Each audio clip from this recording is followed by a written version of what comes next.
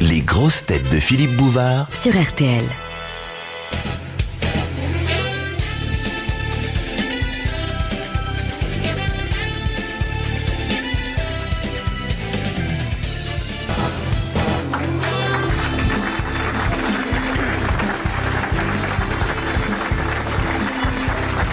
Bonjour, bienvenue. Et puis nous sommes mercredi, alors il n'y aura pas d'invité d'honneur. Ou plutôt, il y en aura plusieurs. Et de grands invités d'honneur, puisque nous allons évoquer pour vous, devant vous, aujourd'hui, les personnages les plus extraordinaires que nous avons rencontrés. Voici vos grosses têtes en folie.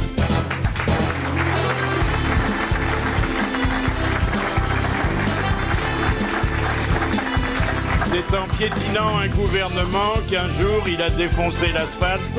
Bernard Mabille. Bonjour.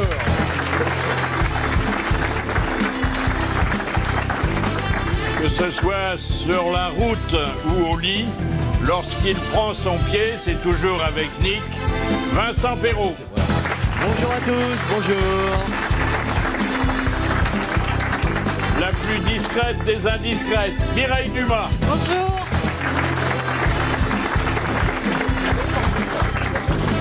Ado, quand il pêchait devant l'Éternel, nu comme un ver, les demoiselles le surnommaient l'Asticot, Philippe Chevalier. Bonjour. Il est passé très vite, du petit doigt sur la couture du pantalon à toute la main dans la culotte, Jacques Bellutin. Bonjour.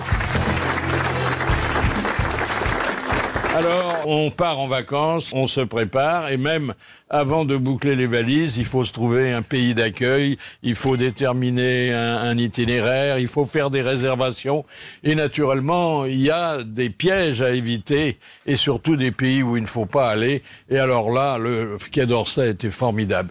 Il nous recommande de ne pas aller en Syrie. Oui. Non, mais ça a l'air d'une blague. Et dire qu'on a failli tomber dans le piège. Oui. C'est vrai qu'on avait notre chemin de Damas. Et puis, il dit aussi que la Libye, c'est pas la meilleure idée. Mais il ne disent rien sur la Corée du Nord. Parce qu'il fait beau au Mali quand même. La Turquie, il y a la mer. Le Brésil. La Corée du Nord. Oui, il y a beaucoup plus de pays d'ailleurs où il ne faut pas aller aujourd'hui que le Nigeria qui est sympa aussi. Conseillé. Oui. Calme. Aller en Iran, mais enfin bon. Il ne veut pas y aller. Il n'est pas certain que. L'Iran, il faut attendre un peu encore. Il faut attendre un petit peu. À l'Iran, oui, il faut attendre. Oui, l'Iran, il se comporte. Il faut même attendre, je crois, la prochaine élection, vous voyez. Le Maroc, ça va. La Syrie. La Creuse. Et le Gers. J'ai vu, et j'ai pensé à vous, cher Bernard, j'ai vu que le Gers était particulièrement touché par la mauvaise météo. Nous sommes inondés, Philippe. Et là, ils envoient la. Heureusement qu'il y a Ils envoient la ministre de l'écologie, Madame Bateau. Ça, c'est fort. Ça, c'est fort. Marc, dans le Gers, il y a des canards. Ils sont contents. Non, on est inondés, oui. Vous avez vu la grotte de Lourdes? Ah oui, elle est inondée? Oui, elle est inondée. Elle n'a rien fait, Bernadette? Attends, ça va venir, il faut qu'elle réagisse. Comment veux-tu croire? La grotte de l'eau est inondée alors qu'elle a qu'à faire. Et c'est fini, il n'y a plus d'eau. Normalement, oui. Bernadette sous les eaux. Alors, il y a dans Charlie Hebdo une très belle série qui illustre nos craintes à tous devant Big Brother et puis ses multiples tentatives pour nous aliéner. Alors, il y a un dessinateur de Charlie Hebdo qui s'est identifié aux victimes de Big Brother. Premier épisode. Alors, quand ils ont branché une caméra dans mes WC, je n'ai rien dit. Bon. Quand ils ont installé un drone au-dessus de mon lit, je n'ai rien dit. Quand ils ont installé un micro dans ma molaire, je n'ai rien dit. Quand ils ont diffusé ma coloscopie sur Skype, je n'ai encore rien dit. Quand ils ont vissé une antenne relais sur mon crâne, je n'ai toujours rien dit. Quand ils ont implanté une puce sur mon nez, je n'ai rien dit. Quand ils m'ont greffé un dictaphone sur mes testicules, ça fait mal, mais je n'ai rien dit. Quand ils m'ont commandé de faire du café et des photocopies, il était déjà trop tard. Voilà, il était déjà trop tard. Voilà. Voilà. Quand ils m'ont commandé de faire du café, voilà. Il était déjà trop tard, c'est-à-dire que... Oui. Et puis, attendez Mireille, là... T'es dans le collimateur, Mimi, là. Débrouillez, Mireille, elle va débrouiller. Mireille, La fête à Mireille. vous faites vos débuts dans Charlie Hebdo. Voilà. Vous ne le savez pas encore. non. Bon. Elle n'est pas au courant, visiblement, oui. Alors, c'est à propos, vous savez, de cette histoire un peu rocambolesque, mais qui aurait pu se terminer très mal, quand le sosie de Gainsbourg a poignardé un sosie de Johnny. Ah oui, c'est vrai. Hein. Comment ? Alors bon, il a été jugé et il a été condamné à aller se confesser chez un sosie de Mireille Dumas. Ça, c'est drôle. Ah oui, c'est drôle, ouais. C'est quand même une histoire folle. Hein. C'est drôle. Tout c'est ça pas pour me- une histoire de tondeuse à gazon. Non, une histoire complètement folle, mais déjà les sosies, même quand ils ne s'agressent pas entre eux, c'est une histoire de folie. Hein.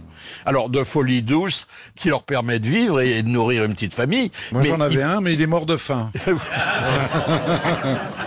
ils Moi, finissent j'ai par être complètement fous. Hein. Moi, j'ai rencontré le club de fans du sosie de Johnny. Ah, parce qu'il est en plus un club de Oui, fans. des sosies, c'est ça qui est absolument extraordinaire. Mais bon, il avait l'air normal comme Mais ça. tout à fait, il parcourt la Ah, France, il fait des tas de C'est concerts. vraiment le Et- seul type normal que vous ayez reçu depuis longtemps. Et maintenant, le coup de sang de Bernard Mabille. Alors voilà ce qu'on attendait. On va se régaler. Alors, fin de mandat en fanfare, Bertrand Delanoë ne sait plus où donner du ciseau. Il inaugure à tout va, quick, quick, quick, et je te coupe les petits rubans. Bravo, bravo, bravo. Dimanche, c'était la nouvelle place de la République. 2 ans de travaux, des milliers d'heures d'embouteillage et 20 millions dépensés. Tout ça pour ça, oserais-je dire. On nous a refait la place de la gare de Montluçon chantier. Du dallage béton à n'en plus finir, l'inévitable bassin avec fontaine et des jeux d'eau. Ah oui, comme si cette année le Parisien ne s'était pas pris à cette flotte sur la gueule. Seule nouveauté, un bistrot entièrement dédié à l'intelligence et à la culture. Un troquet conardophobe. Avec videur prof de philo, serveur bac plus 12 et un patron cousin d'Einstein. Seront admis alors seuls les clients au cerveau bien plein, capables, je cite là Bertrand Delanoë, de lire toute la presse étrangère en langue originale et les grands philosophes. On ne va pas se bousculer aux zingues. On ne demandera plus un demi-pression, mais une boisson alcoolisée obtenue par transformation des matières amylacées par voie enzymatique et microbiologique. Culture oblige. Le genre d'endroit où tu n'auras pas intérêt à commander un petit combière. Ce matin, rebelote, nouvelle inauguration, le quai Rive Gauche. Je lis une piste d'athlétisme, des agrès, une tour d'escalade, un parcours de roller, on n'est pas prêt de vous y voir, Philippe, hein. Des jardins flottants pour regarder au plus près couler la Seine, histoire de compter les sacs poubelles et les bouteilles en plastique, sans oublier des restos bio, et pour fêter les anniversaires des tipis indiens. Tout ça avec nos sioux. Cerise sur le gâteau, des espaces zen pour pratiquer le yoga, le Rajyo Taizo et le Yakami Taido. Et des espaces zi. Vous connaissez les espaces zi, Philippe, non? Alors, ce sont des containers aménagés pour y faire la sieste. Mais attention, pas plus de 8 dormeurs à la fois. Après, ce sont plus des espaces zi, mais des espaces zob. Sport, bouffe, sieste, voilà de quoi distraire le chômeur en attente d'un rendez-vous au Pôle emploi. Pendant ce temps, Anne Hidalgo dévoile son programme pour Paris. C'est pas mal non plus.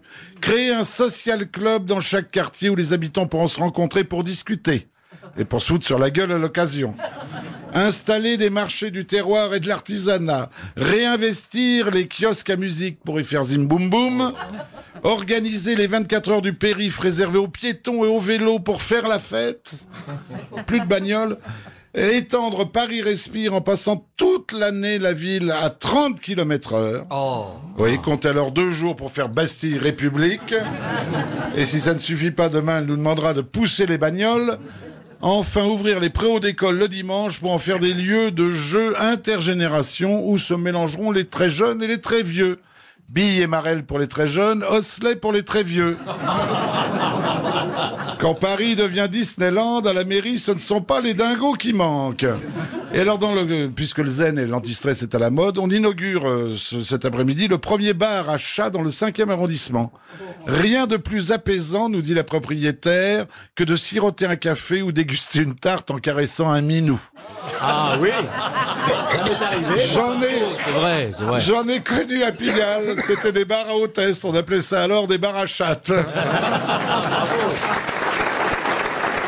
Alors, la preuve que le réaménagement de la voie sur berge est un peu fou, c'est qu'il y a plusieurs barges qui ont été convoquées. Oui.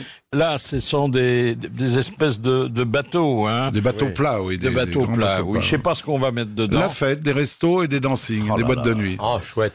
On ne va faire que la fête.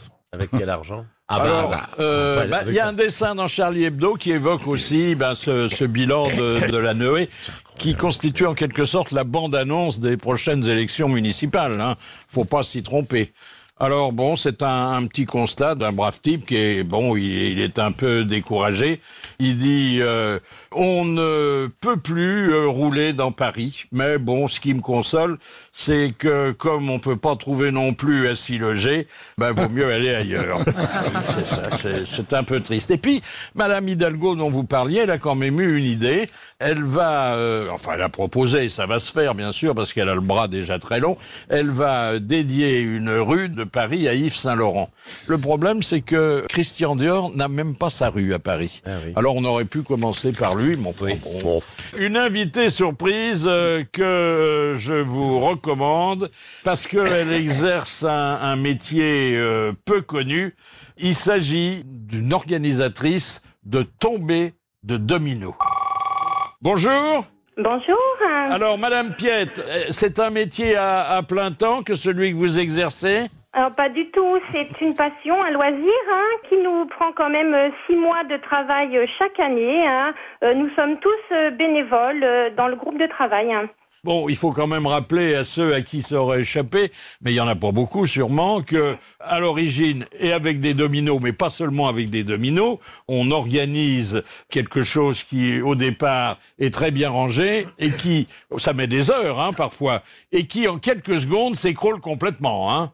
Exactement. Un petit peu plus tout de même parce que notre tombée oscille entre 10-12 minutes à peu près, puisque nous avons environ 36 000 dominos qui tombent en cascade. Oh, dis donc. Oui. Alors, ce qui m'a donné envie de vous téléphoner, il a fallu chercher pour s'aviser que il y avait des spécialistes dans ce domaine, c'est le fait qu'on a organisé un tombé de livres, vous avez vu ? Oui, tout à fait. Il y avait 27 000 livres.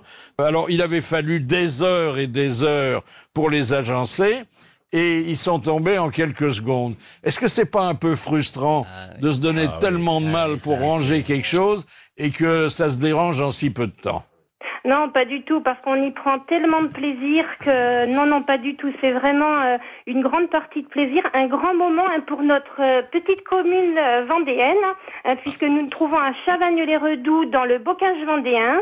Donc, nous sommes 780 habitants et toute la commune, toutes les associations confondues, sans exception, participent à cette grande manifestation que nous organisons. Sandrine Piette, où est-ce que ça a lieu, alors, ces démonstrations ?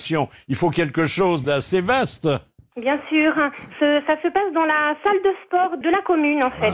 Faut de l'espace. C'est-à-dire que c'est présenté comme un spectacle et les gens viennent le voir. Bien sûr, tout à fait, en fait. Ça représente au niveau de la taille un terrain de basket. La dimension d'un terrain de basket. Et dites, madame, j'espère que vous filmez tout ça et que vous le mettez sur YouTube, parce que c'est vrai que c'est très esthétique à voir. C'est joli à voir, c'est impressionnant. Oui, tout à fait. Nous filmons, mais surtout pour personnellement, en fait, pour notre... voilà. Il y a des ratés, des fois. Oui, bien sûr. Il y a des petits ratés, mais... les ratés, c'est quand le mouvement s'interrompt brusquement. Oui. Oui, voilà, tout à fait. Mais c'est assez rare tout de même. Nous avons 2 répétitions générales au préalable. Et puis, en général, le week-end, ça se passe très, très bien. Mais vous mettez combien de temps pour ranger ces 36 000 dominos ? Alors, nous mettons environ 5 heures de pause. Nous avons une trentaine de poseurs qui sont à 4 pattes dans la salle de sport. Ah, mais Ça peut créer des liens. Mais c'est bien pour les rencontres. Et combien de temps mettent-ils ces dominos pour s'écrouler? Comme je vous disais tout à l'heure, entre 10 et 12 minutes à peu près. Ah, quand même, on attend de De voir. 5 heures à Je pensais 10 que ce serait plus rapide minutes. que ça, moi. Mais c'est 12 très minutes. impressionnant. Mais alors ça tombe juste par une première poussée sur le premier, c'est ça, une poussée Voilà, du donc doigt. il y a une première poussée qui est faite sur le premier. Donc en fait, nous avons, l'an dernier, par exemple, nous avions 10 fresques. La plus grande atteignait 4000 dominos. Et ensuite, donc, des chemins de dominos autour de ces fresques. Et au milieu, des systèmes en volume qui représentent, en fait, qui sont en lien avec notre thème. L'an dernier, nous étions sur le thème du monde du spectacle. Donc, des fresques sur le cinéma, sur le cirque, sur le théâtre. Nous avons le Moulin Rouge, donc les danseuses du Moulin Rouge. Et à un moment donné, en fait, Ça, je les aurais bien poussés. Ah, puis elles partent au quart de tour avec juste une poussée du doigt, elles aussi. Voilà, exactement. Est-ce qu'il ne pourrait pas y avoir une apothéose, non plus avec des livres ou avec des dominos, mais avec des sujets humains? Ah, ça c'est beaucoup plus risqué, parce que là, je vous cache pas que en fait le chantier est largement sécurisé. Seuls les poseurs y ont accès parce qu'en fait, c'est très fragile. Donc le moindre petit caillou, nous avons vu un Kit Kat une fois ou une sucette d'enfant partir et s'arrêter juste au pied du domino. Donc voilà quoi. Merci Sandrine Piette, merci beaucoup. Moi, j'ai eu dans un restaurant une fois une tombée de plat chaud. C'est-à-dire, j'étais un peu derrière la table et je pouvais pas rapprocher ma chaise, donc j'ai voulu rapprocher la table et c'était un gros truc bien chaud qui m'est tombé dessus. Ça fait mal. Ah ouais. Il n'y a pas de rapport avec les dominos, mais c'est drôle ton Non, mais il y a la tombée. C'est ce qu'on appelle la tombée. Ah oui. Il y a la tombée de livre, la tombée de plat chaud. Je vous la recommande. Mais la tombée de livre, c'est le livre d'un même auteur, parce que ça veut dire qu'il en a vendu 37 000 d'un coup, là. Pas du tout. Non, Formidable. en fait, on a ramassé dans une bibliothèque publique tout ce qu'on a trouvé, et puis on les a fait tomber comme des dominos. Mais c'est peut-être moins esthétique, parce que le domino, oui. Déformation professionnelle. Le domino est une petite œuvre d'art. Très joli. Et surtout, alors, le couche tout nu. Ah, celui qui n'a aucune... qui est tout blanc. Le double zéro, c'est le double couche zéro. tout nu. C'est en bois et en ivoire, non C'est en ivoire et carré, oui. Est-ce que vous connaissez la signification du mot psychokinèse? Ça vous dit quelque chose? Oh oui. Alors, ça veut dire quelque chose, ça ça fait mal. Oh, la psychokinèse. La psychokinésie. Est-ce que c'est douloureux? Oui. La psychokinésie. Kinésie. Hein La Non, kinésie. alors on peut C'est dire un lumbago, psychokinésie. non. Si vraiment ça vous inspire davantage, Mireille Dumas, dites-nous à quoi ça mais correspond. je sais, mais la psychokinésie. Tu sais, mais tu sais plus. Oui, Kinésithérapeute, c'est Non, un non, rapport? Non, aucun. Enfin, si, il y a un rapport étymologique, Oui, bien oui. sûr, mais non, ça n'a C'est pas... pas les yeux, non? C'est Non. pas un rapport Non. avec le regard? C'est du moral. Le sexe, non? Non, pas Avec toutes les, avec les 5 Non, sens. avec le non, avec les 5 sens, non? psychokinésie, Louis, ah c'est non. quand Alors, C'est Mireille le doit connaître. mental. je suis en train de chercher. Oui, c'est avec oui, mais... Ah non, Mais- c'est le... C'est la psychologie, la Oui, bah, psychanalyse, la psychologie, il y a ça, psycho. ouais. La psycho. Kinèse. Oui, bah, on croit qu'on sait, puis qu'on sait Oui, pas, en oui, fait. oui, Ouais, c'est ça. mais non, mais c'est... Oui. Voilà, c'est fini, là. Ah Bon. bah, c'est fini, là. On a... Vous avez gagné 300 300 €, euros, Philippe, vous avez gagné, là, oui. Alors, la pour rien. psychokinèse que nous avions déjà évoquée, c'est la pratique qui consiste, décriée jusqu'à présent, La et qui- lévitation... et qui devient aujourd'hui quasiment admise par les scientifiques, Oui. de pouvoir déplacer Bah, des c'est ça, objets lévitation, c'est par ce que le j'étais en seul train de effet dire. de la C'est pensée. ça. Oui, c'est la Voilà, pensée. c'est ça, Voilà. c'est mental, ouais. Mais oui, Yuri Geller. Mais oui, avec les C'est petites cuillères. Frédéric Dard qui disait d'ailleurs qu'il faisait de la psychokinèse avec Popol, puisque une simple idée le soulevait. Non, en fait, soyons sérieux. On a fait des expériences, mais généralement dans une pénombre complice qui autorisait certains soupçons, des objets qui se déplaçaient. Et puis, alors, il y a des méchants qui avaient dit que c'était sur fond noir, qu'on occultait les fils blancs qui C'était inventé. tractaient les objets. Les aimants, Et en fait, aujourd'hui, on sait que la pensée peut avoir un effet déterminant. D'abord, la transmission de pensée. Vous la constatez ici aux grosses têtes souvent. Ah oui, nous, oui, oui. surtout nous deux, Philippe. Hein? Oui, oui. Parce qu'il y a tellement longtemps qu'on est en Oui, ménage. nous aussi, alors oui, maintenant, non, mais ça, on nous se aussi, regarde et Quand puis la on réponse sait. est Frédéric Dard, j'ai comme une transmission Oui. Philippe. Oui. Non, mais moi, souvent, quand je veux répondre, hop, ça y est, on me donne. Ah, je dis, ah bah, je l'avais sur le bout de la langue. Bah, c'est, oui, c'est pareil. Mais ils font des exercices de transmission de pensée entre la Terre et les sous-marins. Oui, Hein, ils font les des Russes, trucs, oui. Oui, ils font des trucs Oui, sérieux, alors hein. ça aussi, c'est pas totalement avalisé. Mais hein. vous n'avez jamais fait tourner les tables en posant les mains comme ça sur la Non, table jamais. Ah bon Mais je Jamais sais que ça se fait. Oui. Ouais, ça se Mais pratique. moi, j'ai des C'est visions. En magnifique, revanche, moi, ça. j'ai des visions. Je suis moitié médium. Ah, alors dis-nous Puis tout. XL pour le pantalon, mais je suis médium pour la pensée. Non, mais c'est vrai. Moi, je suis extra large. Ah oui, t'es extra. Non, j'ai des flashs et des. Oui, je vous en ai Et jamais Bernard, parlé, le jour c'est vrai. où tu arrives à trouver une femme qui te soulève par la pensée, la laisse pas passer. Moi, je celle-là, peux vous quand dire même, hein. que quand une question tarde à trouver sa réponse, souvent, je me concentre, je regarde l'un d'entre vous Et ça vient. et ça vient. Ah oui. Ah, mais il y a bien sûr. Mais ce sont les ondes, hein. Alors, Des choses qui nous dépassent. la psychokinèse est donc en train de devenir une discipline à part entière. On multiplie les expériences. Alors, pour l'instant, c'est pas des objets très très lourds. Hein. Oui, non. Bon. Mais le jour où on pourra faire bouger un train ou un avion rien que par la pensée, on rigolera Ils seront sur les peut-être à l'heure. tarmacs et dans les gares. Hein. Moi, je Ils sais sont que peut-être à l'heure. chez moi, il y a à peu près un an ou deux, j'avais un petit vase de fleurs avec des fleurs dedans. Oh, ça doit être joli. Oui.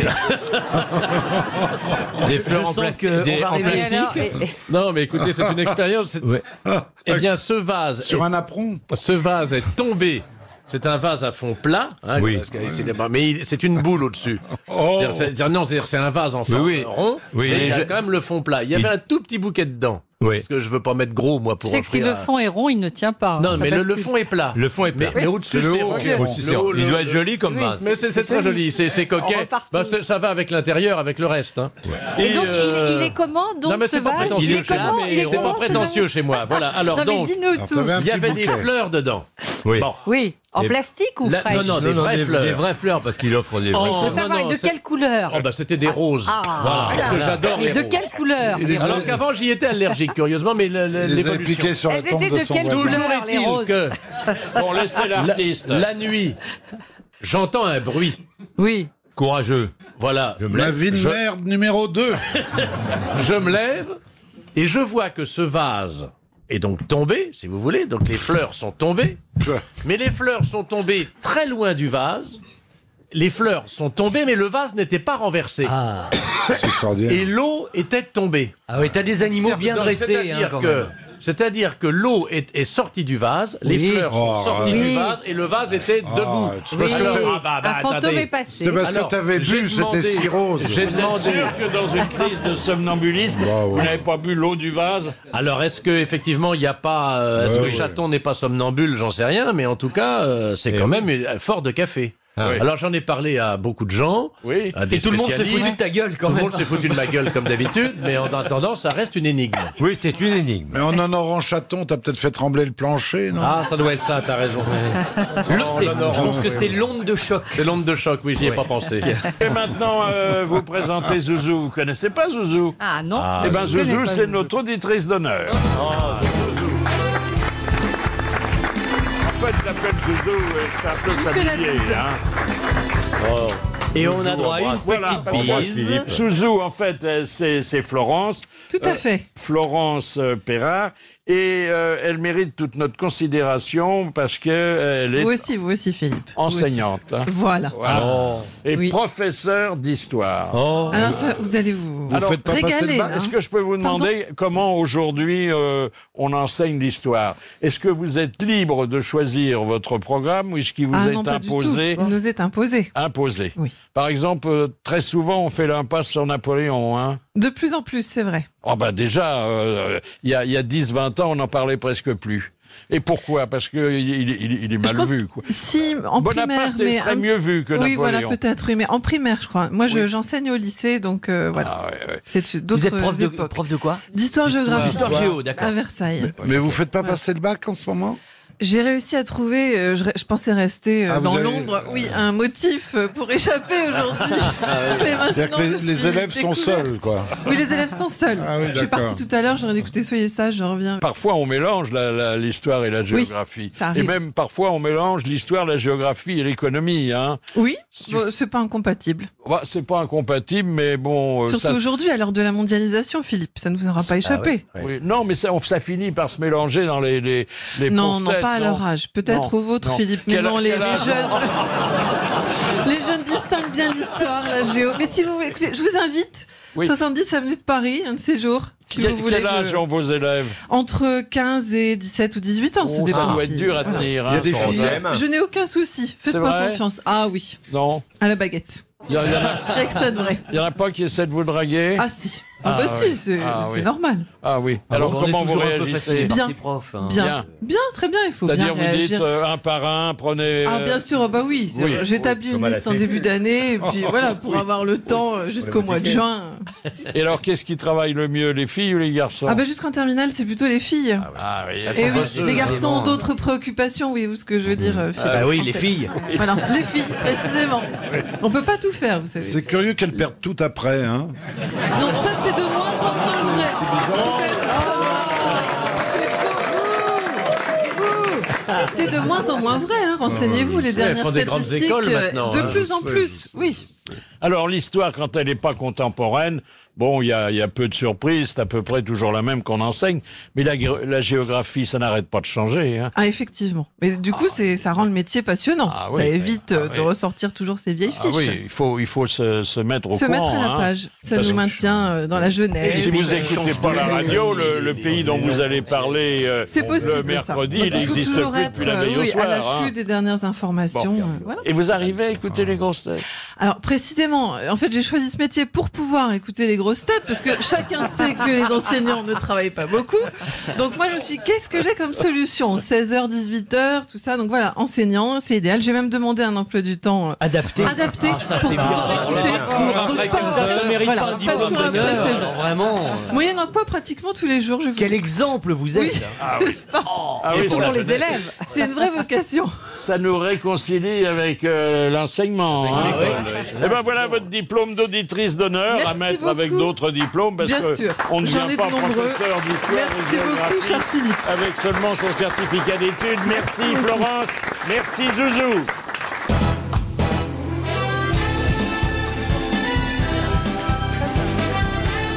Alors on va parler tout à l'heure des personnages les plus extraordinaires que nous avons rencontrés, mais ceux que je vais vous présenter déjà sont extraordinaires puisqu'il s'agit de Philippe Chevalier. Bonjour. Bravo. Présent. De Bernard Mabille. Présent. De Vincent Perrault. Présent. De Mireille Dumas. Et de Jacques David. Bravo. Alors, les personnages que nous avons rencontrés. Alors parfois c'est à titre privé.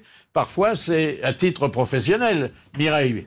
Oui, et moi, souvent, c'est à titre privé et ça devient du professionnel. Parce que parfois, j'ai rencontré des gens tellement extraordinaires que j'ai eu envie soit de les recevoir. Alors, exemple. Exemple, un ancien braqueur qui est devenu, qui était braqueur très jeune, qui est devenu avocat. Il a passé, il a absolument sauté la barrière. Oui, il a sauté la barrière. Et ce qui est absolument extraordinaire, c'est la rencontre qu'il a faite avec le juge d'instruction, qui est devenu son ami.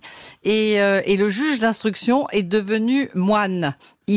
Ah, j'ai cru qu'il était devenu braqueur. Et le jour où il est devenu moine, il a offert sa robe au braqueur, effectivement. Ah, il est venu il faut l'introniser suivre, hein, comme il faut avocat. suivre. Ouais, C'est ouais. quand même extraordinaire. extraordinaire. C'est une histoire de robe, en fait. C'est quand même J'ai pas tout- banal, ouais. Non, non, c'est c'est pas. fou, comme Ils truc. étaient absolument Oui. formidables l'un et l'autre, en grande admiration l'un vis-à-vis de l'autre.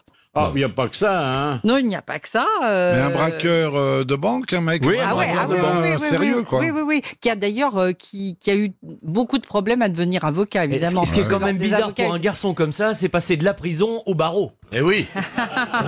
Exactement. Moi, j'ai connu un moniteur d'auto-école qui est devenu braqueur. Il braquait pour les créneaux. Ah oui. ouais. C'est très amusant, ça, monsieur Mabille. Alors, Bernard, bon, on Ah, connaît moi, j'ai votre rencontré un mec admiration extra- pour Lady Gaga. Oui, oui, ah bah L'avez-vous oui. rencontré? J'ai rencontré un mec extraordinaire qui est à Carcassonne, qui passe sa vie habillé en Sherlock Holmes. mais même par 40 degrés au soleil ou à l'ombre. C'est-à-dire la casquette. Ah, toute la tenue Et il de s'occupe Sherlock Holmes. des abeilles. La pipe, il n'est tout. pas apiculteur. Ah non, mais non. il se prend pour Sherlock Holmes. Ouais. C'est incroyable, hein. Ah ouais, dis donc, il est au cours élémentaire. Oui, il va chez le docteur Watson et tout. Ah ouais. Non, mais c'est incroyable. Et il passe, je l'ai vu 15 fois, les 15 fois, il était habillé en Sherlock Holmes. Alors souvent, quand on écoute les confidences des gens, le personnage extraordinaire qu'ils ont pu rencontrer, c'est quelqu'un qui avait beaucoup d'argent. Ce qui d'ailleurs n'est pas toujours le meilleur critère. Hein. Mais bon, il y a une fascination pour le milliardaire avec son train de vie, avec son jet privé, le super yacht. Vous en avez connu des très riches comme ça ? Non, jamais, moi. Non, des très très riches, non. En tout cas, ils m'ont pas reçu chez eux. Alors moi j'en ai rencontré un aussi extraordinaire. C'est un Français du sud de la France, du sud-ouest de la France, qui est parti assez pauvre en Inde, qui est devenu milliardaire, qui a fait fortune en Inde. C'est lui qui vend le plus de vêtements en Inde. Et en même temps qu'il est devenu milliardaire, il s'est initié au bouddhisme et il a voulu devenir pauvre. Ah oui, dis donc. Et donc il vit dans un ashram. Ça, c'est plus rare dans ce sens-là. Dans la plus grande pauvreté, dans le plus grand dénuement. Et il a offert d'ailleurs toutes ses, tout son argent, les industries et tout à la population. Oui, formidable. C'est Christian Fabre. Attendez, il n'est pas tout seul. Il y en a deux qu'on connaît bien. Il y a Bill Gates et Warren Buffett qui ont promis de léguer la moitié de leur héritage à des pauvres. Hein. Oui, ils sont pas dans un ashram. Une fois que vous leur avez enlevé la moitié de leur fortune, il en reste encore tellement que c'est pas un problème. Alors, personnage extraordinaire, bon, il y en a un que nous n'avons pas connu, mais que nous avons vu. Enfin, certains d'entre nous peuvent le voir approcher, c'était le général. Hein. Ça reste quand même une des grandes figures contemporaines.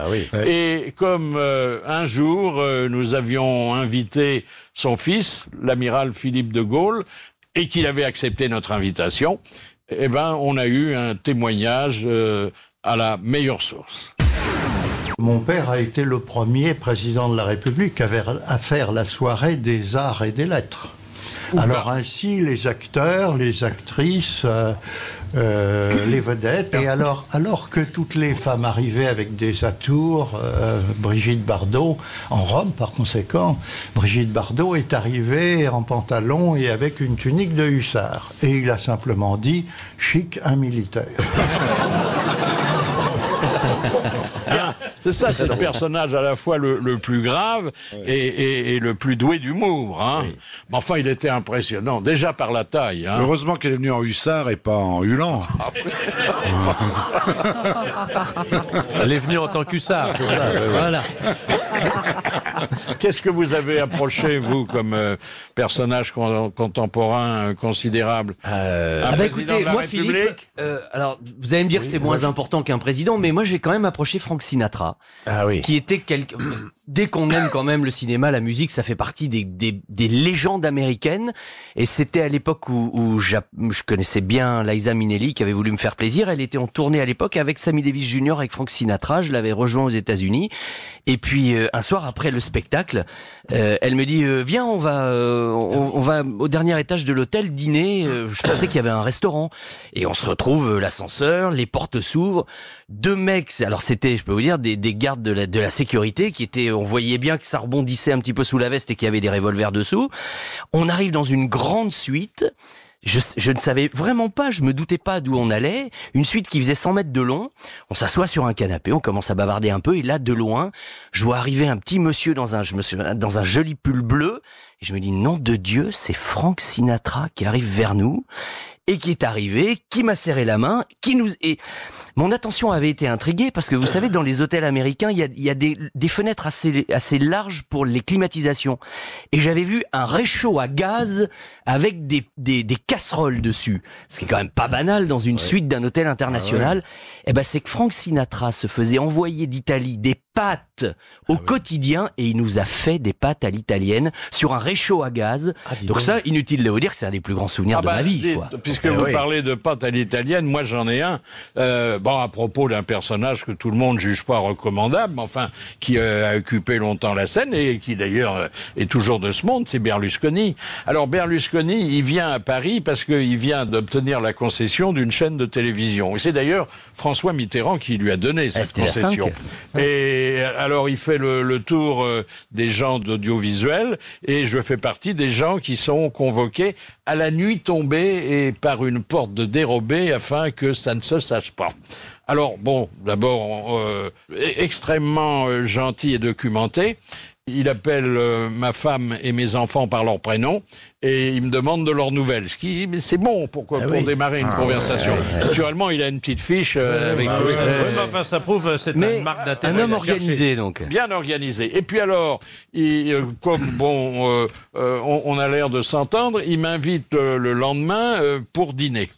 Voilà, je suis très content, je vais dîner avec Berlusconi. Alors il a loué un des hôtels des Maréchaux à Paris, près de l'Étoile, et alors, c'est somptueux, il y a 2 étages, il y a tout un personnel, et puis on passe au salon, et là il y a une demi-douzaine de jeunes filles. Enfin, jeune fille, je suis pas sûr. Hein. Mais enfin, très accorte, très coopérative et pas farouche. Alors, on s'assoit à table. Alors, il demande la permission de se lever parce qu'il va préparer lui-même les spaghettis. Bon, alors il revient avec un plat de spaghettis fumants, et puis il dit qu'il va encore se lever et que on commence à dîner sans lui parce que il va se mettre au piano et il va chanter. Et il se met au piano et il chante. Ah oui. Ah non, mais attendez. Ah mais il s'est envers des choses, cet homme. Jean-Marc Ayrault. Bah oui. Ça, c'est sûr. Il était pianiste de croisière. Ah oui, il était pianiste. Il était pianiste et chanteur de croisière. Oui. Ça, c'est formidable. Et alors, les petites nanas, alors... lui, il faisait les spaghettis et elle secouait les nouilles. Oui, c'est ça. Non, mais c'est rigolo, ça c'est effectivement... Les petites nanas qui venaient d'Italie, produits d'importation. Ah bah il faut de l'importation directe là. Donc vous avez vécu une soirée bunga bunga finalement. Alors oui, enfin presque. Pas tout à fait, mais je veux dire que quand après j'ai vu ce type défrayer la chronique, gouverner l'Italie, je me suis souvenu de cette soirée qui ne ressemble pas aux autres. Un grand souvenir, c'est celui qu'a laissé Marlène Dietrich. Et notamment un de ses amis qui était venu ici, Louis Boson, vous vous souvenez? Ah bah oui, animateur de radio. Mais alors qui était devenu son inséparable, ça faisait un couple curieux.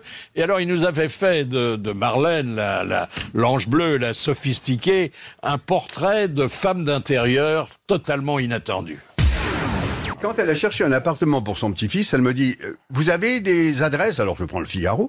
Et elle appelait elle-même. Alors ça donnait « Bonjour, voilà, vous avez proposé un appartement, c'est pour y mettre mon neveu. Très bien. Est-ce qu'il y a des casseroles dans la cuisine ?» Alors le gars disait « Oui, madame, la cuisine est équipée. Mais qui êtes-vous ?»« Marlène Dietrich. » Alors le bonhomme disait « Moi, je suis Napoléon. » Et raccrochait. Il ne pouvait pas imaginer que Marlène Dietrich téléphone pour savoir qu'il y avait des casseroles. Alors elle me dit, mais ces Français sont quand même étranges. Et Philippe, dans les grandes actrices, j'ai rencontré Arletty. Et j'étais très heureux parce que j'étais je devais avoir 17 ans. J'étais dans ma petite radio à Limoges et grâce à son biographe qui était niçois, non seulement j'ai pu la rencontrer, mais même elle m'avait accordé une petite interview sonore alors que c'était l'époque où elle n'en donnait absolument aucune. Et j'étais rentré fier comme un bar tabac, évidemment, avec à 17 ans une interview, un scoop d'Arletty. Et j'avais été un cinéphile qui rencontre Arletty. Vous imaginez bien que Les Enfants du Paradis, Les Visiteurs du Soir, ça vous remue quand même et ça avait été une très très belle rencontre. Extraordinaire. Moi, quand je l'ai connue, elle était déjà aveugle et elle consacrait 4 heures l'après-midi à prendre au téléphone des non-voyants comme elle à qui elle essayait de remonter le moral. Et de temps en temps, j'allais la chercher pour l'emmener déjeuner. Et alors là, bon, bien sûr, ça avait été une femme formidable et elle avait un peu vieilli, mais la voix était demeurée exactement. Le même accent Titi parisien, c'était rue Rémusat.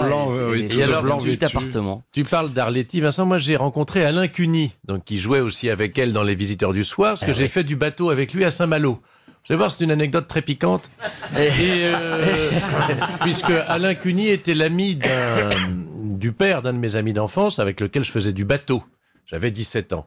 Et un jour, cet ami me dit, écoute, on va emmener Alain Cuny, on va faire une traversée entre Saint-Malo et Dinard. C'est-à-dire, il y a 2 kilomètres de traversée, à peu près, même pas 1,5 kilomètre, sur un petit dériveur. Alors j'étais très impressionné parce que moi, Alain Cuny, c'était pour moi effectivement aussi un grand acteur qui avait joué dans Les Visiteurs du Soir, etc.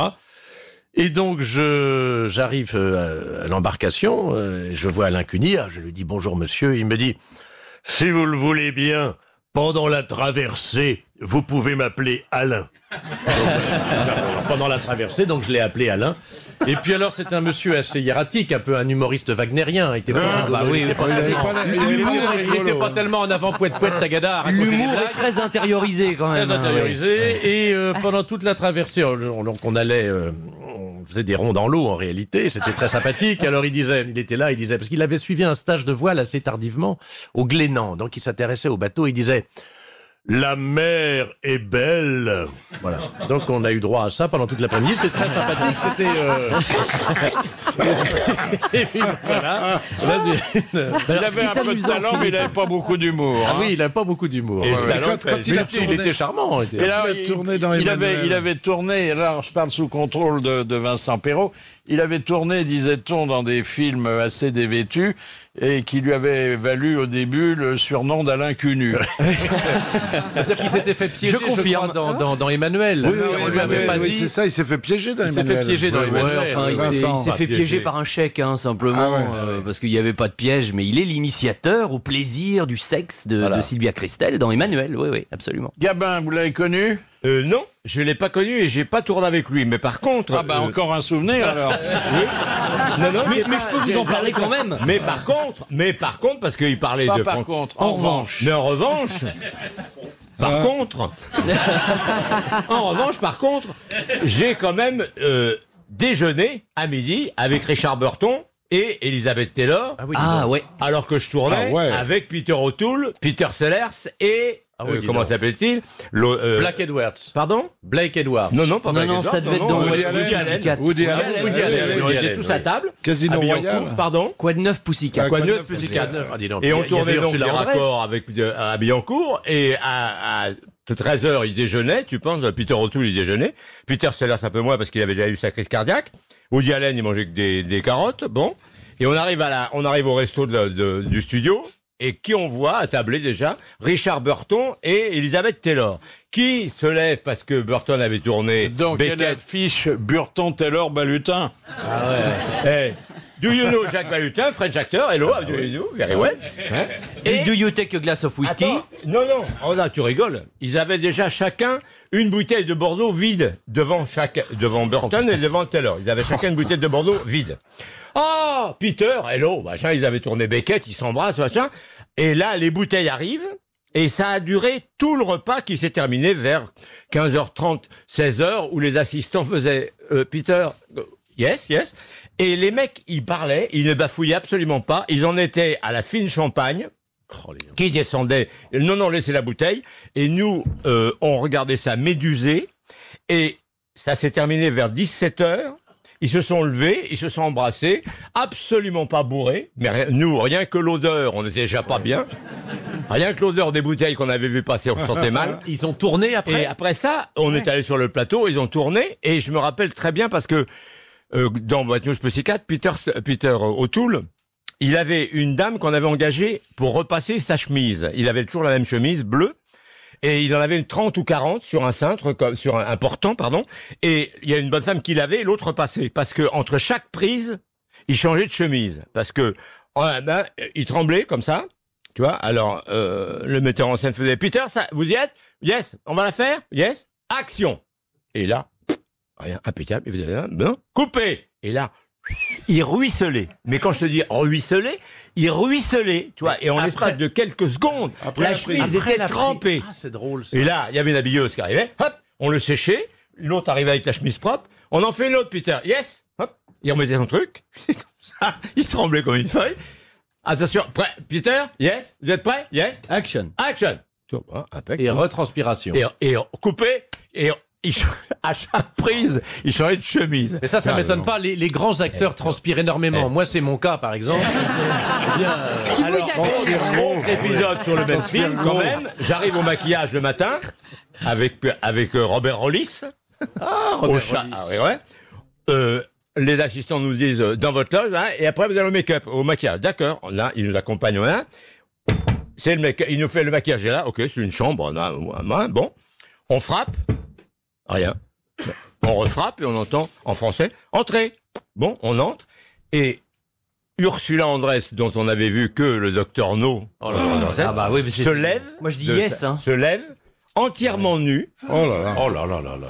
Et je peux te dire que il y a quand même quelques années de ça, et Rollis et moi, il y a eu un grand temps. On a pris un grand temps de sociétaire. Excusez-nous. Non, rentrez. Elle n'a même pas mis de peignoir, rien, elle a continué à se maquiller le corps, parce qu'elle avait une scène un peu déshabillée. Et nous, on savait pas trop quoi faire. Elle a vu qu'elle avait affaire à des gentlemen. Hein. Bon. On était jeunes. Alors, moi, le plus beau soifard que j'ai connu, c'est Robert Mitchum. Hein. Oh là là. Alors, je l'invite à déjeuner pour faire son portrait. Alors, on me prévient que, il a plutôt le gosier en pente. Hein. Il faisait très chaud, c'était sur la Côte d'Azur.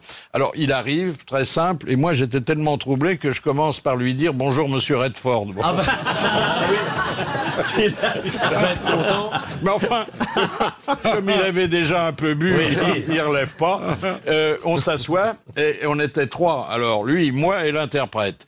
Et j'avais prévu 3 bouteilles de Bordeaux, ce qui me semblait pas mal, d'autant que l'interprète m'avait dit qu'il buvait pas. Bon, et moi, l'émotion m'empêchait de boire plus d'un verre. Et puis, au bout d'une heure, les 3 bouteilles étaient descendues. Bon, alors il fallait en trouver d'autres, j'en avais pas dans la cave, il fallait en trouver une qui raccorde un peu avec celle qu'on avait déjà bu. Alors, j'ai téléphoné à tous les restaurants de Cannes en disant j'ai vu monsieur Mitchum à déjeuner, on est en rupture de Bordeaux, est-ce que vous n'auriez pas une bouteille qui ressemble un peu à celle qu'on a déjà bu? Et on a fini par monter de la ville une bouteille, et quand il est parti, il avait bu 4 bouteilles et il était droit comme un nid. Comme un nid. Vous, Mireille, vous avez eu d'autres cas, alors toujours à la limite, hein, des cas humains. J'ai rencontré c'est le cas de le dire. Place des Abbesses, il y a maintenant on va dire une quinzaine d'années, j'avais rencontré un personnage tout à fait étonnant, qui était homme, femme, on ne savait pas très bien, en fin de compte, qui était une femme qui s'appelait Alain de son nom de baptême, qui était devenue Simone et qui était prostituée travestie au Bois de Boulogne. Oui. Et c'est vrai qu'elle était elle avait un humour absolument incroyable. Je dis elle parce qu'elle se considérait comme femme. Et j'en ai fait un film qui a été diffusé, on va dire très très suivi par les téléspectateurs, tant et si bien qu'elle a reçu un courrier mais absolument phénoménal. Et ayant fait ce film, petit à petit, elle a commencé un peu à arrêter son métier de prostituée. Et elle avait trouvé une idée extraordinaire, c'est qu'en fin de compte, elle demandait à chaque téléspectateur, à tous ceux qui lui écrivaient, elle écrivait un petit mot: je suis en train d'arrêter mes passes, je deviens une petite femme vertueuse, soyez sympa de m'y aider. Et elle demandait des chèques à tout le monde. J'ai reçu une plainte de la chaîne, m'a envoyé une plainte en me disant il faut arrêter ça tout de suite. Alors, il y a une star que certains d'entre nous ont approchée, et aux grosses têtes, il n'y a pas longtemps, c'est Alain Delon. Oui. Ça, c'est un vrai personnage. Puis c'est notre dernière star, il n'y en a plus d'autres. Avec Belmondo, quand même. Sauf que Belmondo est un peu en retrait, et Delon occupe davantage la scène. Ouais. Alors, ici, il nous avait parlé très librement, parce que ce jour-là, il était en confiance et en gaieté, ce qui n'est pas le cas tous les jours. Et il nous avait parlé des baisers de cinéma. Si j'ai envie, ça ne rate pas. Mais il n'y a rien de prévu contractuellement avec moi dans ce genre de scène. Je demande d'être vrai.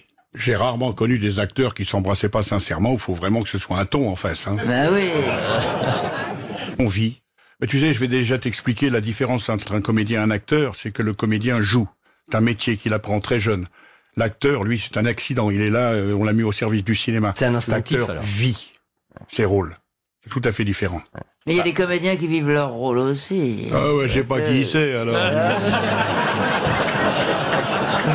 C'est courageux de faire ce distinguo parce que l'essentiel de sa carrière, c'est quand même fait au cinéma plutôt qu'au théâtre. Hein. Ah, c'est très courageux. Et Johnny? Oui, c'est un personnage.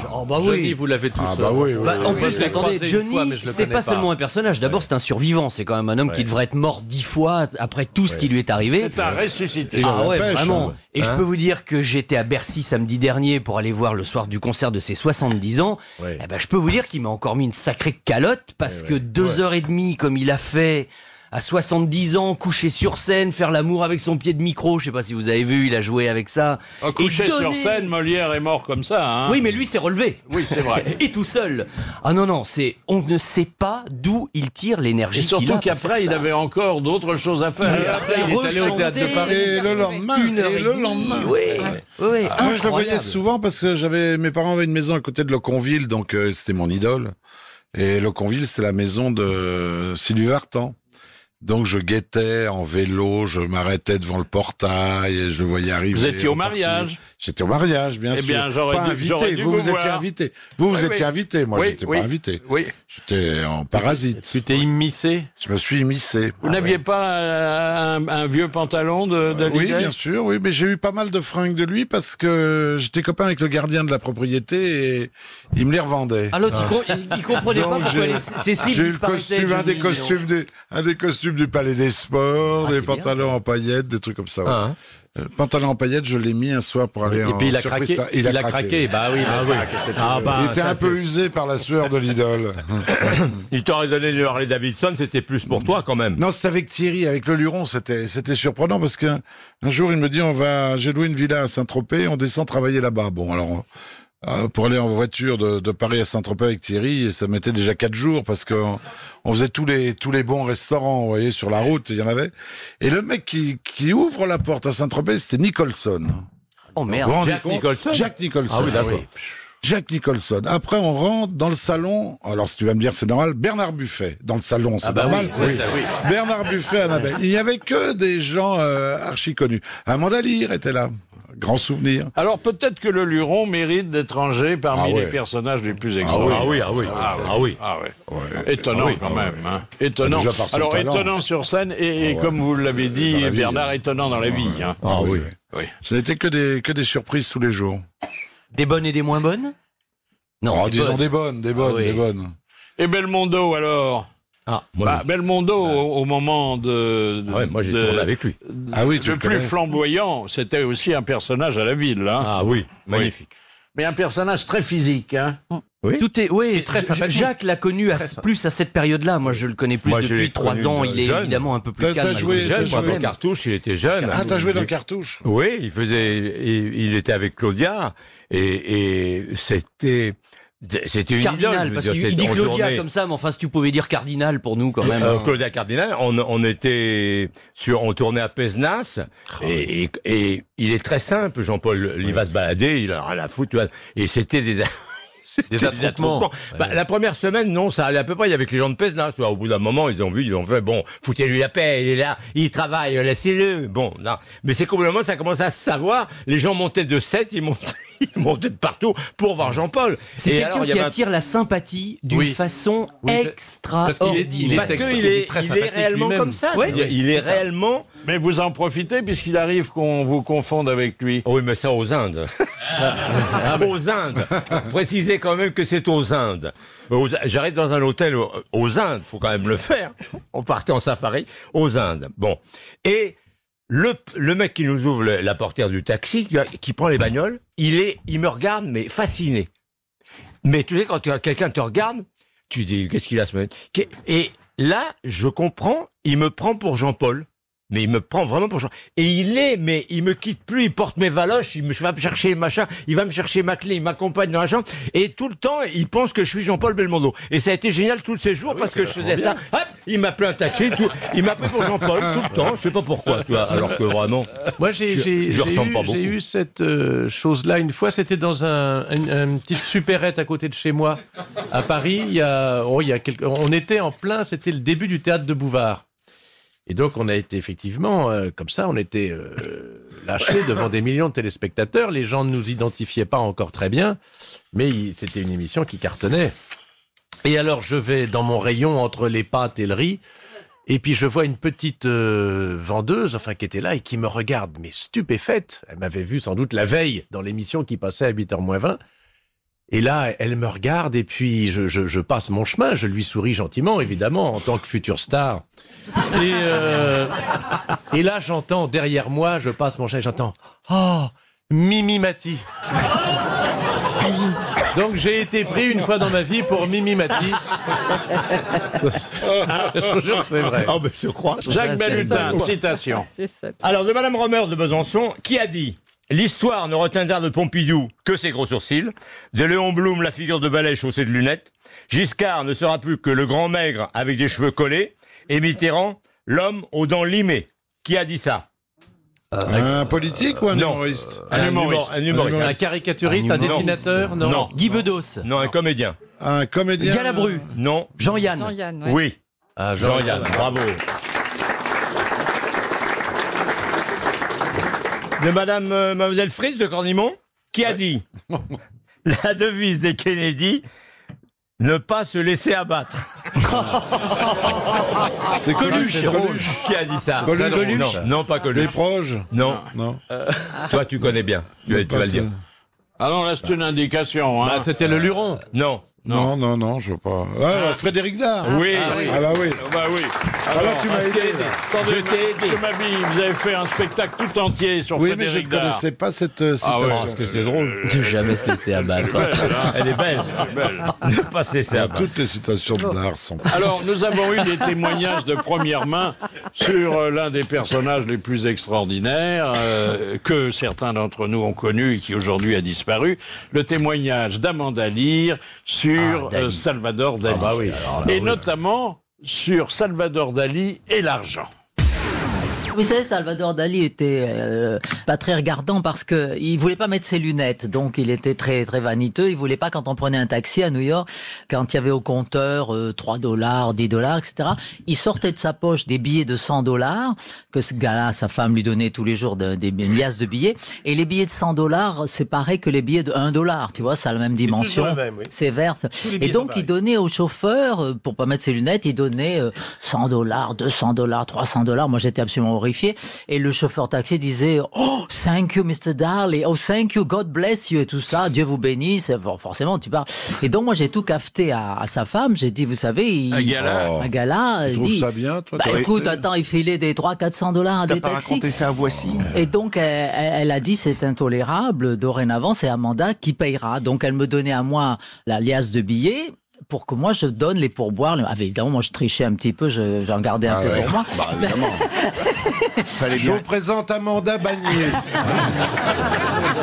Alors, Dali, je crois qu'on n'a jamais fait mieux dans la fantaisie organisée, parce que il avait l'air fou, mais il l'était pas du tout. Hein. Il était profondément intelligent, et quand il paraissait dire n'importe quoi, on s'apercevait que ça tenait debout et que à la fin il y allait y avoir une chute. Eh bien, moi qui vous parle, je l'ai vu arriver pour donner une conférence à Polytechnique, revêtu d'un scaphandre et descendant d'une Rolls remplie de choux-fleurs. Ça, on le fait plus. Ça, c'est génial. C'est du vrai surréalisme. C'est du vrai surréalisme. Ah ouais. Alors, il y a comme personnage aujourd'hui, mais il s'est un peu éloigné de nous, mais il reste dans nos cœurs, il y a Depardieu. Je l'ai rencontré, Gérard. Depardieu. Oui, je l'ai vu. Oui. Vraiment. Un type absolument charmant. Alors, moi, j'ai trouvé vraiment charmant quand il est dans un bon jour, hein, oui. parce qu'il est très cyclotimique. Oui. À table, il est un bon compagnon. Hein. Ah oui. Ça se voit. Faut suivre. Ouais, il doit pas être facile à suivre côté Lépinard, quand même, parce que... Ah, mais même côté bouffe. Hein. Oh là là. Ah, mais alors, attendez, côté bouffe, il était battu. Il était battu par une autre star, Orson Welles. Ouais. Vous vous souvenez d'Orson Welles? C'était une espèce de Depardieu américain, physiquement. Et il avait ses habitudes quand il venait à Paris dans un restaurant à l'enseigne de l'Ami Louis. Et un jour que nous recevions ici le directeur de la salle de l'Ami Louis, et il nous avait raconté comment Orson Welles se tenait à table. Qui était un type qui faisait à peu près 150 kilos et qui pouvait manger une entrée, une douzaine d'escargots, un confit de canard, un poulet, Oh la vache. et attaquer la côte de bœuf. Il était formidable, il prenait son temps. Moi, je l'ai rencontré, j'ai travaillé avec lui un après-midi quand j'écrivais pour les Césars, j'écrivais les discours des présidents d'honneur il a des été, Césars. c'est vrai, président des Donc j'ai Césars, écrit ouais. pour, enfin très modestement pour Wells, et il avait une suite au Georges V, mais il était déjà sur un fauteuil roulant. Et on m'a raconté qu'il prenait des bains de champagne. Et comme il avait du mal à marcher... Dans c'était une baignoire spéciale. Oui. Comme il avait du mal à se mouvoir, c'était les employés du Georges V qui le baignaient. Ce qui est vous l'avez rencontré, vous, Philippe? C'était Non. le regard, les yeux bleus. Non, non, Oh là là. oui. Non, mais j'ai pas rencontré tout le monde, mais je pourrais dire maintenant que j'ai rencontré quelqu'un qui avait rencontré. L'homme qui a vu l'homme qui a vu l'ours. Ah oui, il a vu Citizen Mabille. Dans le genre fou comme ça, moi j'ai connu bien, puisque j'ai joué en plus sa dernière pièce avec lui, Francis Blanche. Francis était quelqu'un de grandiose dans la blague et dans la folie. Il faisait des trucs de fou. Un jour, je jouais à Bruxelles, j'étais à l'Amigo. Et la porte claque, je ferme ma porte et j'entends une porte claquer. Donc on regarde, Francis qui claquait aussi. Oh, comment vas-tu, qu'est-ce que tu fais? Et je dis, je joue ce soir, et toi? Je lui dis, il me dit, je passe à l'Ancienne Belgique ce soir. Tu fais quelque chose? Je dis non. Il me dit, viens. Et moi, l'Ancienne Belgique, je connaissais pas. Je connaissais le nom, mais j'avais jamais été dans le lieu. Donc quand on arrive dans l'Ancienne Belgique, on rentre et il y a un énorme comptoir, et puis il y a la salle où il y a le spectacle. Et il me fait, tu bois quelque chose? Je dis, il était 16h. Je dis, comme toi. Et alors il fait, un martini, s'il vous plaît. Merde, je fais, 2, tu vois, bon. Et le type, alors on bavarde, le type avec 2 verres, avec 2 martinis, et Francis fait, et le lait? Pardon, monsieur Blanche. Le lait. Il dit, à Paris, quand on aura la martini, on nous amène un petit pot de lait. Ah bon, le mec s'en va et il revient avec des petits pots de lait belges, comme un machin, et Francis prend son lait, pouf, il le fout dans le martini. Merde, je suis obligé de faire pareil. On trinque. Non, on s'enfile. Ça, c'est imbuvable. À gerber. Bon, on bavarde. Un quart d'heure après, je lui fais, remettez-nous ça. Et le mec revient avec le verre de lait et paf, pas de lait. Bon, on boit ça, on rigole, on s'embrasse, on va. Quelques mois après, mais vraiment quelques mois après, je tombe sur lui à Saint-Germain. On s'embrasse, il me fait, qu'est-ce que tu fais? Je me baladais. Il dit, viens, je vais voir Poirot et Serrault, ils sont aux Fontaines. Ça se termine dans un quart d'heure, on ira manger ensemble tous. Bon. On va là-bas. Moi, Poirot et Serrault, je les connaissais comme ça, je leur avais jamais serré la main. Alors, on a, bonjour. Et puis, ils sont en train de se déshabiller, et il y a, Jean qui fait, à Francis, il fait, tu sais que ces Belges, ils sont complètement fous, hein. Et on était à l'Ancienne Belgique avant-hier. Lundi soir, on avait relâche, on passe à l'Ancienne Belgique, on demande 2 martinis et le type il nous amène avec du lait. Et là, Francis, pour lui, c'était, tu vois, parce que le mec, toute sa vie, il a servi un martini à la parisienne avec du lait. Tu vois, ça, c'était Francis. Il faisait des choses. Bon, des blagues qui souvent n'étaient même pas publiques. Hein, c'était uniquement pour une personne ou pour lui. Oui. Dans les stations-service, quand il se faisait remplir un faux réservoir avec de l'eau au lieu de prendre de l'essence. Non, mais il a fait les pires choses. Mais, puisque vous parlez de Serrault qui était un grand fantaisiste tellement inattendu, et puis qui avait même à la télé parfois l'envie irrépressible de baisser son pantalon. Ou de l'enlever même carrément. Ou de l'enlever carrément. Il nous l'a raconté, vous allez l'entendre, il avait trouvé plus fantaisiste et inattendu que lui en la personne de Michel Simon. C'était une soirée, une centième au théâtre, on va le voir. Et moi, je passais des heures le soir, après le théâtre, à le reconduire à sa voiture, etc. Où il me montrait son coffre de voiture. Ça durait des heures. Hein. Est-ce que vous connaissez le coffre de ma voiture? Je disais non, je ne connais pas. Est-ce que ça vous ennuie s'il n'est pas trop tard? Il était 3 heures du matin. Est-ce que c'est pas trop tard? On était quai de la Râpée, on traverse. Alors il en profitait parce qu'il y avait encore les halles. Il adorait dire des grossièretés. Moi aussi, ça m'arrive aussi. Il disait enculé. C'était les camions qui passaient avec les choux-fleurs parce qu'on n'arrivait pas. Et alors il me disait on a combien de temps parce que c'est quand même long à visiter un coffre de voiture. Alors il ouvrait son coffre et me disait comment vous le trouvez? C'est la première fois que je vois un coffre comme ça. On peut mettre un tas de choses. Alors il me racontait Et alors, ça durait un quart d'heure, 20 minutes toujours. Et on repassait de l'autre côté, lui était à droite, moi à gauche. Et moi, je lui disais, mais vous n'avez pas vu mon coffre de ma voiture à moi? Et vous pouvez pas repartir chez vous sans avoir vu. S'il vous plaît, enculé, ça a passé dans enfin bon, bref, c'est voilà. Mais c'était magnifique.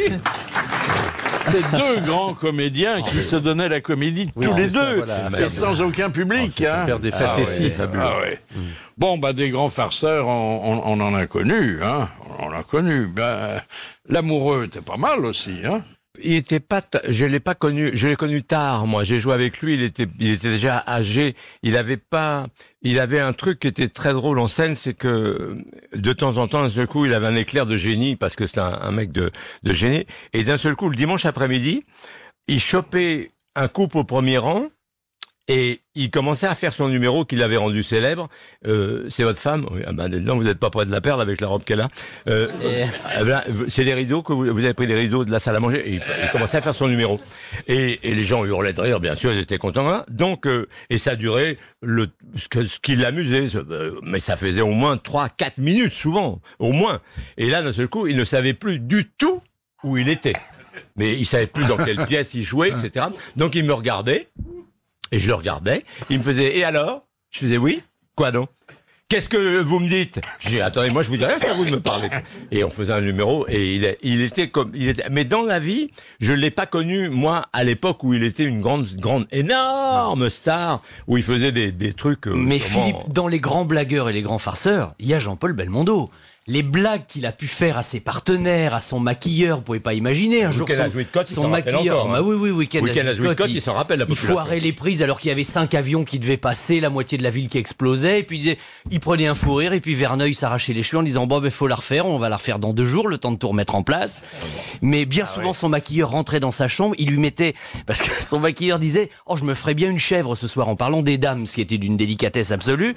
Et un soir il l'a pris au mot, ils sont allés acheter une chèvre et ils lui ont mis une chèvre dans sa salle de bain. Vous imaginez Charlie Coubesserian qui rentre et qui dans sa chambre d'hôtel entend bé. Donc c'était un grand habitué de ce genre de conneries. Alors la grande star disparue aujourd'hui, Maria Callas, était également un personnage. Écoutez, Ève Ruggieri. Vous savez ce qu'elle a fait quand même? Parce qu'elle était sur le Christina avec Onassis, et il y avait Winston Churchill, entre autres invités prestigieux. Et Winston Churchill, après le dîner, il lui a dit ça me ferait plaisir que vous chantiez quelque chose. Et elle lui a dit est-ce que je vous demande de faire un discours? Et Onassis était tellement furax que pendant la nuit, il a fait sortir, il y avait un piano à queue sublime sur le Christina, il l'a fait sortir avec la grue, ils l'ont foutu dans l'eau.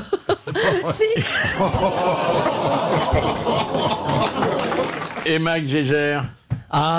Mike Conteur-Gégère, bien sûr. Oui, Jagger. Pas mal non plus, celui-là. Ça doit, ouais. Dans la démesure, pas mal. Elton John plus encore, la grande époque d'Elton John où il donnait des concerts habillés en poulet. Oui, à Central Park, il était déguisé en Donald. Ouais. Monsieur Groslo de Gagny, que fit le président américain Wilson en appuyant sur un bouton à 9h du matin le 10 octobre 1931? Il a pris l'ascenseur. Non. La bombe atomique. Non. 31, non. 1931. Une bombe quelconque. Non. Il a inauguré quelque chose. Il a fait sauter quelque chose. Il a pas fait sauter un vieil immeuble, tu sais, comme on fait exploser les trucs. Non, attendez. C'était quelque chose qui avait coûté très cher. Hein. Il a fait démarrer une fusée ou... Non. Il a coulé un bateau. En rapport avec la statue de liberté. Il y a de l'eau. Que d'eau. L'eau, c'est... un transatlantique. Non, comment ça s'appelle? Le canal de Suez. Une digue. Le canal de Suez. Pas de Suez. De Panama. De Panama. Bonne réponse de Bernard Mabille. Alors, on a eu il y a 3 ans et puis l'année dernière un personnage extraordinaire et qui a dépassé largement 90 ans. C'est l'académicien René de Obaldia, qui lui-même nous avait rencontré sa rencontre avec un personnage extraordinaire. Je me retrouve aux Indes, à Bombay. Et vous savez que aux Indes, il y a les vaches sont sacrées, elles circulent dans la rue, partout. Bon, je sortais de mon hôtel, c'est le premier jour, je me promène dans la rue, et il y avait une vache qui vient face à moi, coup de foudre. Ah oui, coup de foudre. D'abord, des yeux magnifiques, des yeux embués de larmes déjà. Elle me regarde, nous nous regardons, coup de foudre. Moi, je continue ma route comme si de rien n'était, pas du tout. Elle se retourne et me suit. Cette vache me suit. Alors, je retourne à l'hôtel. Elle se couche devant l'hôtel. Bon. Le lendemain matin, je me lève, ma vache était là. Elle se relève et me suit. Nous faisons des courses ensemble. Mais non, c'est ainsi, je vais chez le coiffeur, elle m'attend. Hein. Un moment, on vient me chercher en taxi pour me conduire à l'aéroport. Et cette vache avait été muette, jamais on l'avait entendue. Et tout à coup, au moment où je pars, où la voiture part lentement, elle pousse des beuglements, mais horribles, des beuglements. Vous coupez le souffle, elle bugle, enfin des hurles. C'était absolument terrible. Et naturellement, j'aurais dû quand même, il me semble, ouvrir la portière, me dire au revoir, un mouchoir. Et peut-être même descendre et l'embrasser sur le naseau. Eh ben non, j'ai fermé la porte, je suis parti comme ça, et ça vraiment, ça me tient encore au cœur. J'ai un peu honte, c'est ma T'en penses des trucs aux Indes, hein? Ah oui, Elle l'a peut-être pris pour Belmondo aussi, non? Alors, il y a eu un personnage extraordinaire dans la presse qui appartient à l'histoire de cette maison. Il se nommait Jean Prouvost. Alors Jean Prouvost était un industriel du Nord qui avait fait une grosse fortune et qui, à 45 ans, était tombé amoureux de la presse comme la vache était tombée amoureuse de René de Obadiah. Il ne jurait plus que par elle. Et il a lâché le textile pour le papier et il est devenu un magnat de la presse en inventant tous les journaux qui aujourd'hui encore ont du succès, de Télé 7 jours à Paris Match. Bon, c'est un personnage très étonnant qui n'avait aucun contact avec le public, sauf à travers son chauffeur. C'est-à-dire, c'est le chauffeur qui lui disait, en parlant par exemple de match, oui patron, parce que c'était le vocatif obligatoire, oui patron, c'est bien, ça plaît aux gens, ou vous devriez faire autre chose, et il écoutait Marcel, et Marcel, c'était le chauffeur. Et puis, un jour, alors qu'il était déjà complètement sourd, il a racheté RTL. Bon, et il est devenu amoureux de la radio. Et la grande histoire qu'on racontait, et qui est vraie, c'est qu'après la Libération, alors qu'il n'y avait que des voitures à gazogène et qu'on circulait difficilement, il avait un rendez-vous à l'autre bout de Paris, la voiture à gazogène était tombée en panne, et son alter ego lui avait dit « Patron, il n'y a qu'une façon d'être à l'heure à notre rendez-vous, c'est de prendre le métro ». Ah oui, avait-il dit, qu'est-ce que c'est?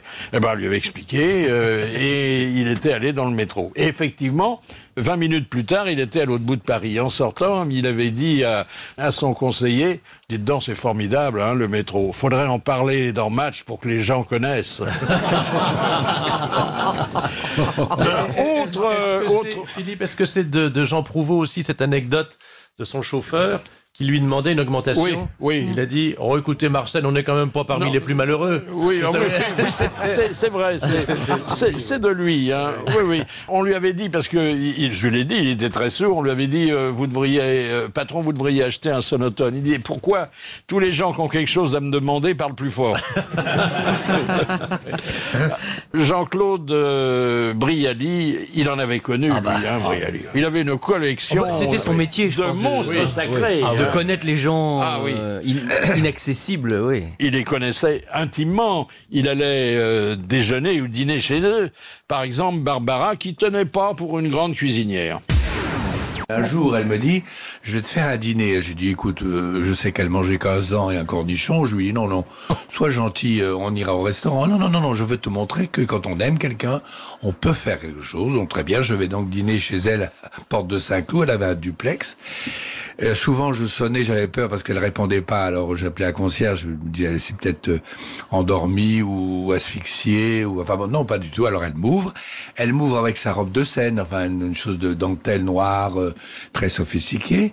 Et elle me dit, je te prépare à dîner. Et je vois qu'elle avait une cuisine dans l'entrée qui était une espèce de couloir. Elle était avec un tablier et des poissons. Elle jetait les poissons sur une poêle qui était à 10 mètres.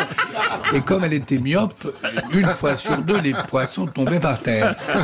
Alors ça a été immangeable tout ça. Moi, j'ai rencontré mon héros, Philippe. Parce que depuis tout jeune, mes deux héros, c'était Neil Armstrong et Buzz Aldrin. Ah oui. Et ouais, parce que moi, dès qu'il s'agit de s'envoyer en l'air, vous savez bien. Mais là, c'est quand même très haut. Et pour le CNES, au moment de l'anniversaire du premier pas sur la Lune, j'ai présenté une conférence et l'invité d'honneur était Buzz Aldrin. Et du coup, un peu comme toi avec Orson Welles, j'ai travaillé une journée avec lui. Et j'ai rencontré un homme que j'ai harcelé de questions et qui m'a raconté toute sa formation, tout son truc, etc. Et à la fin... n'était pas un peu agacé du rôle qu'on lui faisait jouer? Pas du tout. Il était au contraire content de donner, de raconter, de partager ses souvenirs, vraiment très spontané. Et puis, à la fin, je lui dis, mais Buzz Aldrin, est-ce que je peux quand même vous poser la question qui fâche? Il y a tellement de gens qui disent que c'est une supercherie, que vous n'êtes pas allé sur la Lune. Est-ce que je peux quand même me permettre de poser la question sans que ce soit problématique? Il me dit pas de problème, parce que moi je sais ce que j'ai fait, je sais que j'y suis allé, et s'il y a bien un homme sur Terre qui peut dire qu'il se l'est mis dans la Lune, c'est moi. Dernière citation. Qui a dit « Il n'est pas nécessaire d'être riche et célèbre pour être heureux. Il suffit d'être riche. » C'est drôle. Rockefeller. Non. Un humoriste français. Alors, français, vivant, et on le connaît. Oui, c'est... comment il s'appelle? Michel Galabru. Michel Galabru. Oui, Voilà. bonne réponse de Chevalier.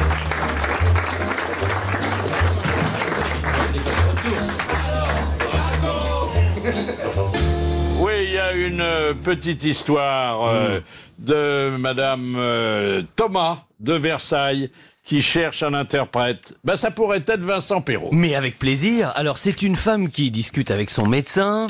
Et après la consultation, le médecin lui dit « Et vos enfants, ma petite dame? Alors, comment vont-ils » Oh, et elle, un peu affligée, dit « Écoutez, mon premier a une angine, mon second la varicelle et mon troisième la diarrhée. Qu'est-ce que vous en pensez, docteur ?» Et le toubib lui répond « Oh, vous savez, moi, les charades. » Voilà, c'était les grosses têtes en folie. Merci de les avoir suivis. Bravo, à demain.